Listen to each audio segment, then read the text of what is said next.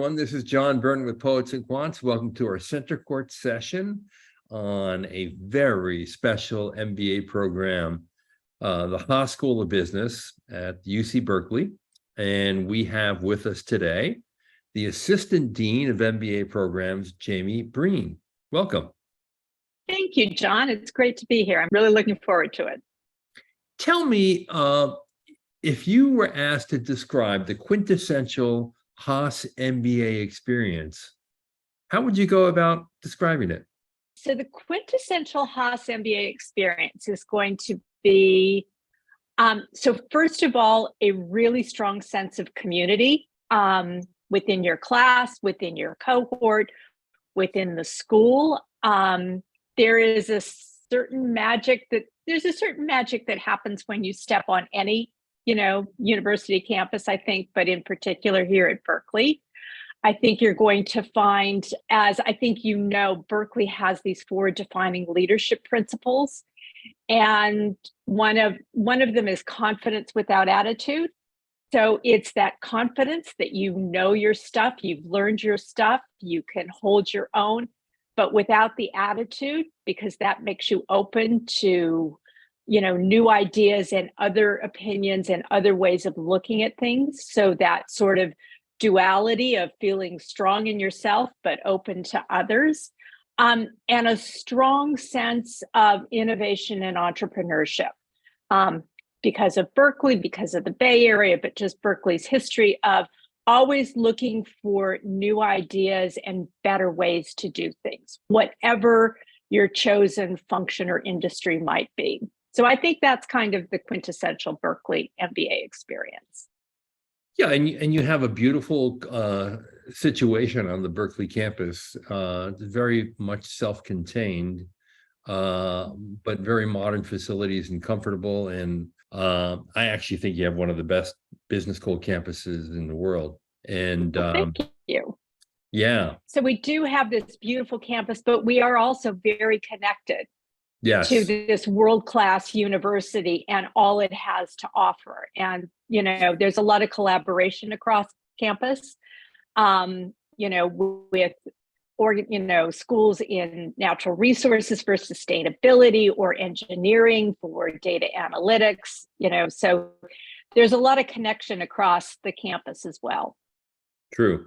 How many courses can a business school student take outside the business school?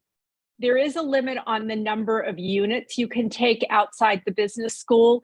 Some of the courses, quite frankly, are actually offered both within both schools, so they would count as a business school course. Okay. But if you want to take something that is completely, say, within engineering and it doesn't have sort of a business flavor to it, you can do that. We have arrangements with a number of our other schools. And in addition, we have a number of dual degree programs. So we have strong dual degree programs with the School of Public Health, the School of Engineering, the law school. So that's another way that students sort of mix that, their development and their academic progress. Right. The other thing about the Haas program is your cohort is not massive. It's a nice size, so people really know each other. You bring in how many per year? So we bring in somewhere between 260 and 280, depending on, what the applicant pool looks like in a particular year and what fits our criteria. And then in addition to that, we organize you, at least within your first term, into a smaller cohort of about 65 to 75 students. So you have a small enough class that you know everybody, but you also have a cohort that with whom you take most of your core classes. So they really become your support system, your best friends, your investors in your startup, all those kinds of things that we see coming out of the cohort. It's one of the things that builds this really strong sense of community that we have here at Berkeley, is the size of both the overall class and then, the fact that you are in a cohort. Yeah, exactly. I wonder if I were to sit down with Berkeley MBAs and ask them, what are the 3 things that most resonate with you and will last long after you graduate from the program?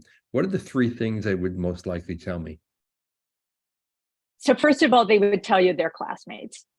And the They will say friendships they created with them. The friendships and the networks and the support and as I said, the fact that they refer each other for jobs, they invest in each other's businesses, they form startups together. So all those kinds of things. So I would say that is the number one thing. I think the second thing would be the opportunities they get to develop their personal leadership. So that's curricular in the classroom, but also a lot of co-curricular. We like to think of our approach as student-led and school-supported. So we support our students in developing conferences and even new courses and things like that. But they are out in front and leading and defining what those will be.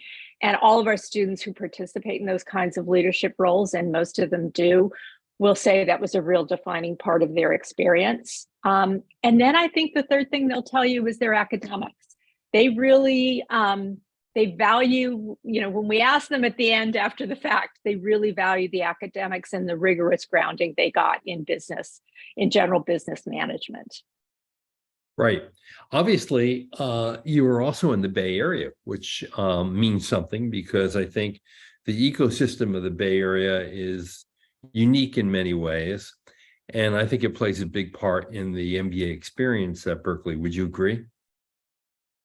I would absolutely agree. And I think it plays a big role in a number of ways. One is just being in this environment where, there is a general sense of you can start businesses.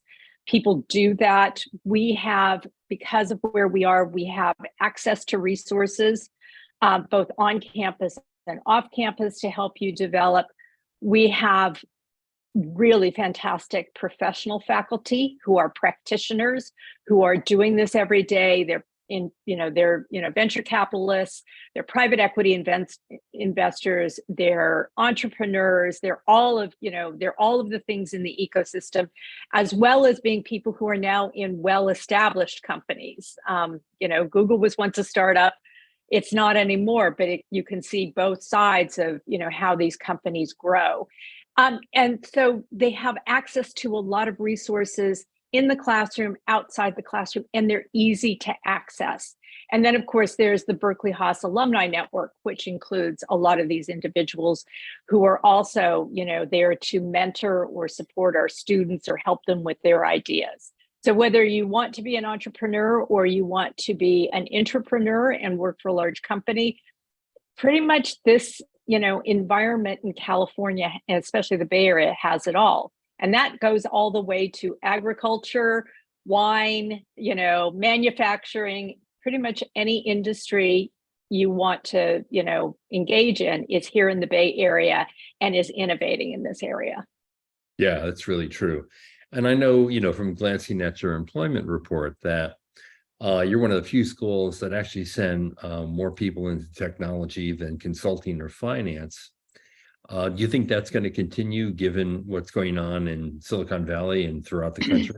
So I think it will come back. I don't know that it's going to be the case this year, but for all the headlines about what's going on in the tech sector, there are parts of the tech sector that are booming. Yes. NVIDIA is a big employer for us, Intel. So some of these, chips and hardware, tech companies are actually hiring strongly. So there's a little bit of a shift in where the focus is, at least for right now. But, I've been around long enough to remember the dot-com bust. So we've seen these cycles before. I do think it will be back. And I think the Bay Area is going to continue to be an epicenter for it, simply because of the nature of, sort of that virtuous circle of, innovation and growth begets innovation and growth, and people want to be a part of it. And truth be told, the hottest area right now is artificial intelligence, and that is booming, along with the valuations of all the companies in AI. And of course, the center of AI still is Silicon Valley and the Bay Area. Yeah. So there is that. Yes. Yeah. So I know that 33% of your class of 2022, because the 23 numbers aren't out yet, went in technology. Then it was 28% in consulting, 14% in finance, and then 5% each in consumer products and healthcare. I think healthcare is also probably a very growth likely area for jobs as well. Are there concentrations, Jamie, in your MBA program? So we have areas of focus and areas of concentration. We don't have quote unquote majors, but you can formulate an area of concentration. Our academic advisors help you, understand what courses would help you with that and fit into that. So yes, we do that, and we, help people select that. In addition to that, we have certificates, which are actually sort of, if you will, transcripted. They are part of your formal transcript. So we have a certificate in sustainability and business analytics and in public health. Good to know. Because obviously sustainability and analytics are two of the hottest areas right now in business school. Diversity and inclusion is a very big area. And of course, AI and machine learning and how that's going to impact both our professional and personal lives is a big question. So obviously with certificates in sustainability and business analytics, you are appealing to the interest of this generation of MBAs for sure, and employers, because employers really want people who know how to use data and convert it into decision making. Yes. And so some of that is throughout our core, because, as we look at it, decision making is one of the fundamental things every leader does. And most decisions are based on data, assumptions, extrapolation, but at the core of it is data. So some of that, weaves throughout. And then for those who want to go more deeply down that path, we have the certificate in data analytics, which builds on analytics in marketing, human resources, and other functional areas. That gives you a real deep dive. And some of those courses, again, are offered in conjunction with our engineering school, similar with the courses on AI and machine learning as these disciplines come together. Right. And you mentioned earlier one of the 4 defining principles at Haas that were set in motion by Rich Lyons, the previous dean, confidence without attitude. I wonder if you might share with us the other ones and drill down a little bit and tell us what they mean and how they are a crucial part of your culture, like students always, beyond yourself, question the status quo. Thank you. Yes, I'd be delighted to do that. So we usually start with question the status quo. And as you mentioned, Rich Lyons codified these, but we all believe that these were here sort of in the ether long before, and this was just formalizing it. But they were also, when they got codified, the language was very deliberate. So it is question the status quo, not challenge, question, which really at its base is there a better way to do this, something? Or is there a better way to achieve the objective? Or is there an objective we should have that we don't? A group of people we're not serving, a market, constituency. So it's really about that inquiry. What are we doing? Is there a better way to do it? Is there a more inclusive way to do it? So that's really about, not just saying this isn't right, but really looking for the better solution.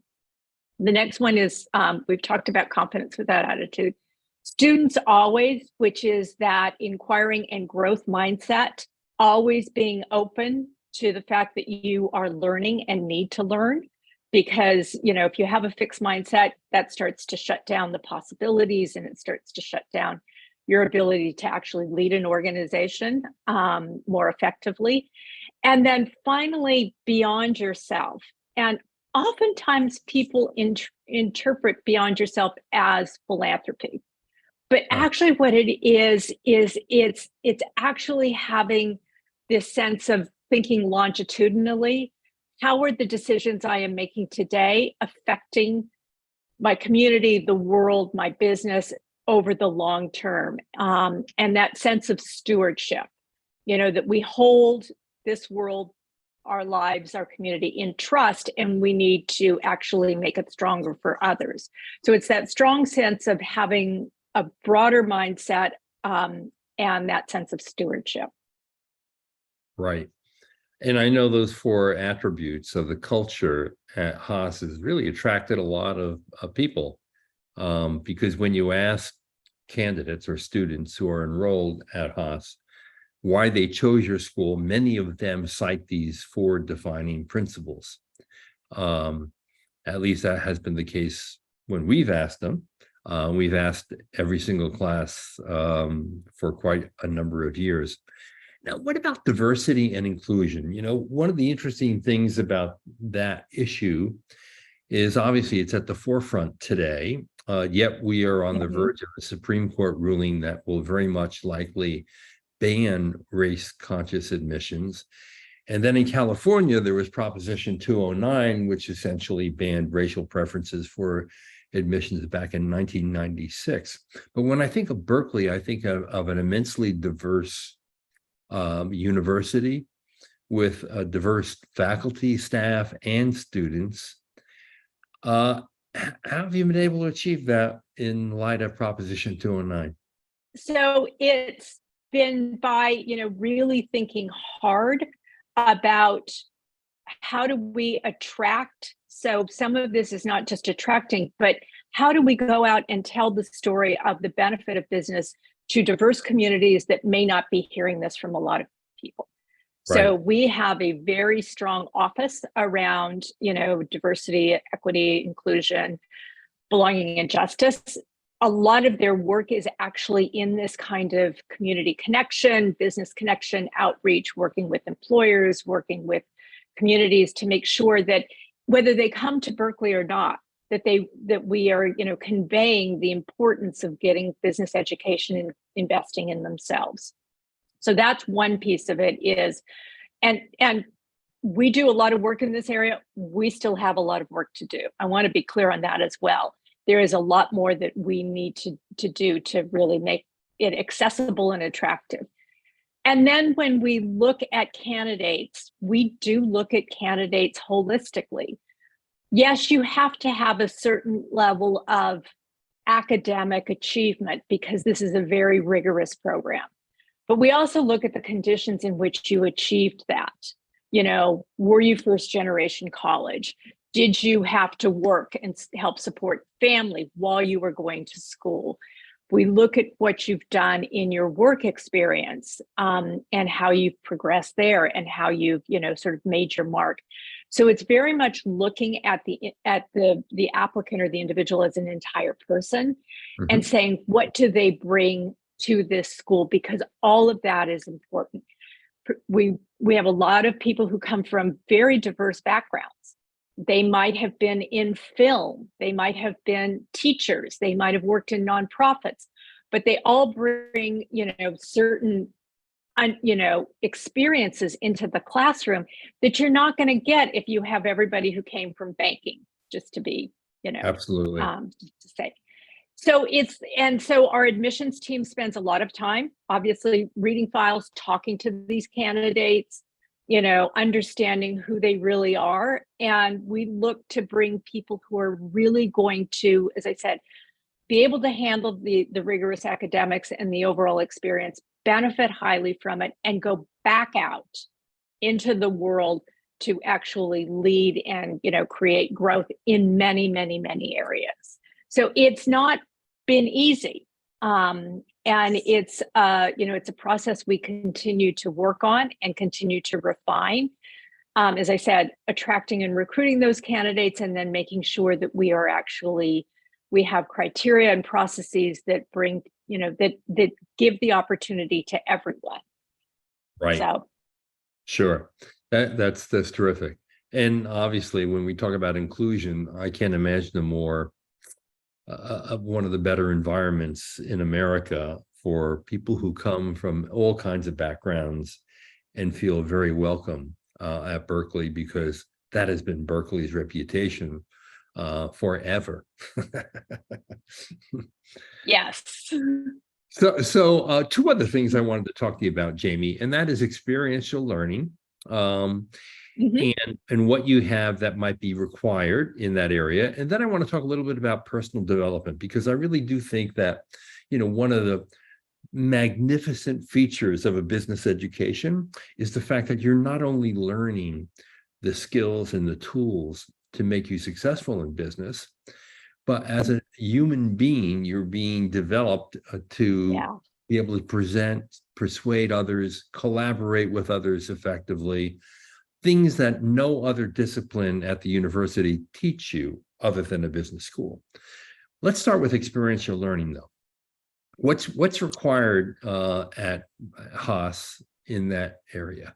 Experiential learning has been a big part of our curriculum for quite a while. And so within our full-time MBA program, there is an experiential learning requirement. We have a number of classes in which you actually do projects for existing companies. And some of those are domestic. We have an international business development course where you actually do those for companies or organizations, because we do some nonprofit work there in other countries. So you do the first part of the work here at Haas, where you do a lot of the analytics, and then you travel to the country to sort of review preliminary recommendations with the organization, refine them, and present. And so that's one aspect.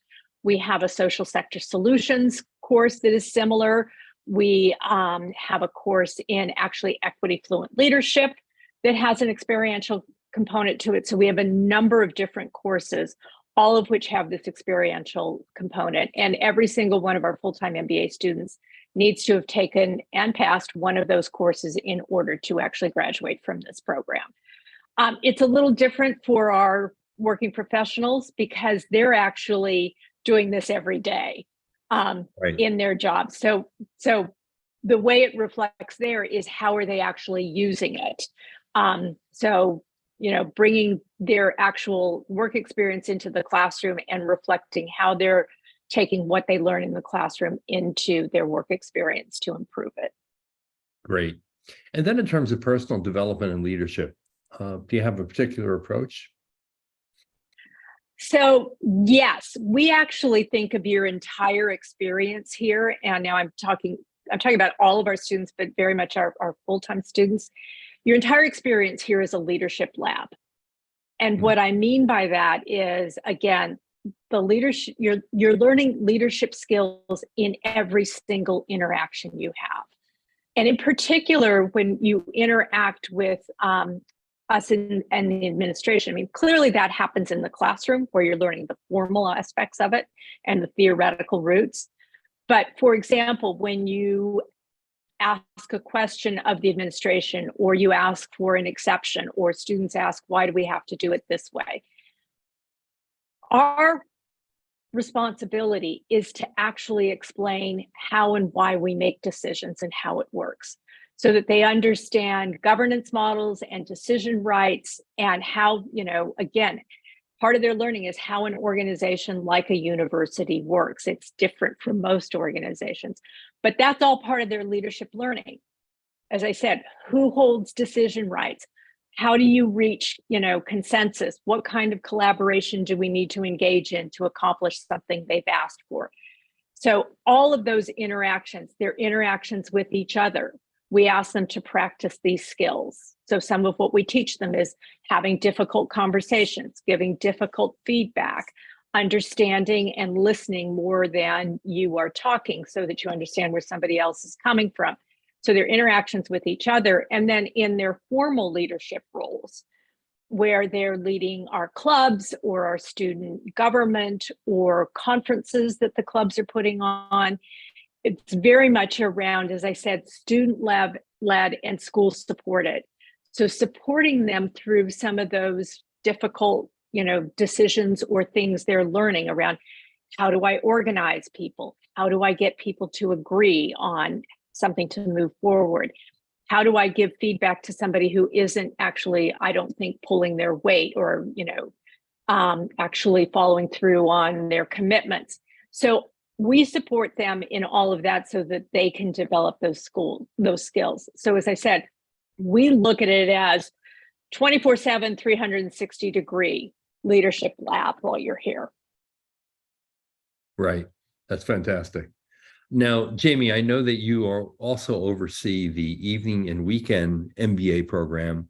And I know that Yes. past year, for the first time, there was a largely online cohort.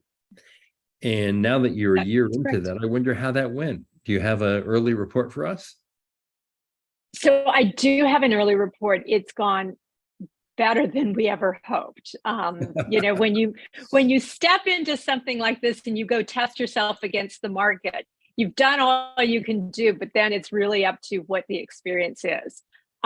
So we enrolled more students than we had originally planned because we had great demand, and we will enroll an even larger class this year. But most importantly, our faculty who develop the classes have been just phenomenal in the classroom. And that's the feedback we've gotten from our flex students. So we organized our program so it's about 50% asynchronous content, but 50% synchronous content every week with a faculty member. And that was a really important element to us. And it's been really important in delivering the same kind of experience to these students where they have that kind of engagement. They've actually become informed really tightly as a cohort. We brought them to campus in person for one of their leadership communications classes, and it was just wonderful to see their engagement and their enthusiasm. I mean, they hadn't seen each other in person since orientation, but they were as bonded as any of our other cohorts. Wow. So as I said, it's gone really, really well and better than I ever hoped. And remind me, your first flex cohort in size was how many? 69 students. Yeah, it was basically one section of your Yes. evening weekend program. And then next year, what do you think it's going to be? We do two cohorts? Our plan for next year is 80 students. And we'll probably hold at that for a couple of years as we work out. We are heading towards two cohorts. That is actually where we want to go. But we need to, put some things in place, particularly around making sure that we have all the faculty, sorted out in terms of teaching obligations, because adding two cohorts actually stretches, faculty capacity for our core courses. So we're putting some of that in place to make sure that we can actually deliver really as well on two cohorts as we're delivering on one. Great. Now, Jamie, for someone who is considering going and getting an MBA, whether at Berkeley or somewhere else, what's your best advice? So my best advice as somebody who has an MBA is if that's where your career aspirations lie, if you want to lead in any kind of an organization, I would absolutely get an MBA, because wherever you go, I'd love you to come to Berkeley Haas, but wherever you go, because it gives you a foundational understanding of all the aspects of business. And when you're leading a business, in my mind, it boils down to you do three big things. One is you make strategic decisions. You look for opportunities, new markets, new ideas. You make the decision around those priorities and where to spend the limited resources that the organization has. And you develop and motivate great people to actually accomplish all of those goals. But in order to do that, you need to know marketing and accounting and finance and organizational behavior and business analytics. And you need to know all those disciplines because they all come together. And you can learn a lot as you grow through your career, but you might not get exposed to all those different disciplines, or only exposed in a limited way. A business education gives you that foundation on which you can build for the next 20 to 30 years of your career. You did, as you did, in becoming a partner at Booz Allen Hamilton and a partner and a managing director at Accenture. before going back to higher ed. I guess it was in 2014. You joined Haas. Yes. Yes. And you got your MBA at NYU Stern. So you I did. You must be a New Yorker kind of East Coast transplant to the West Coast. Actually not. I'm a native Californian. I grew up in Los Angeles. Yeah. Yeah. I went east to college and then stayed east to go to business school. Interesting. Right. Well, Jamie, it's been a real pleasure. Thank you for joining us. I think we learned a lot about the program, and we learned about the great success in your Flex MBA, really new. And the fact that it's going to be expanded a bit in the next year is a good sign, along with the feedback you've gotten from both students and faculty. Congratulations. Well, thank you. And thank you, John, for having me. It's always a pleasure to talk to you. Absolutely. And a pleasure to talk to your dean, Ann Harrison, who is a superstar, I might add. Thank you. I Yes, will pass that along to her. she is. And anyone who goes to Haas will know that immediately, because Ann has had quite an imprint in a very short period of time. So for every one of you out there, thank you for watching our Center Court session on UC Berkeley's Haas School of Business. We've been hearing from Jamie Breen, the Assistant Dean for MBA Programs. Thanks for watching.